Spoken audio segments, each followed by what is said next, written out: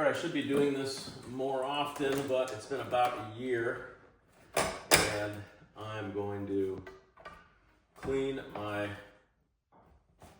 booster fan. I've unplugged it. Let's see how much lint is in here. Got a pretty good pile. It usually builds a ring up just below the fan blade.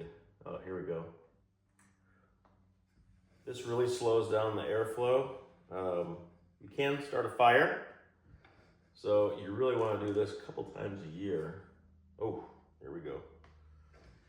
And so I'm just working my way all the way around to get, it's like a ring of lint that forms inside this thing. It's always typically on the in-feed side, but that might be it.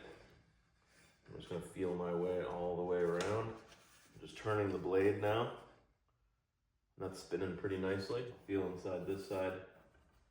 Feels pretty clean for the most part. A little bit of debris. I'll just pick out what I can.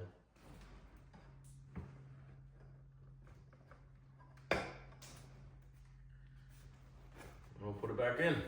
That's it. And that's what I was able to pull out of my booster fan. Do yourself a favor, clean your booster fan at least twice a year and avoid a fire. Thanks for watching. Check out the description for more information and hit that subscribe button if you'd like to see more videos.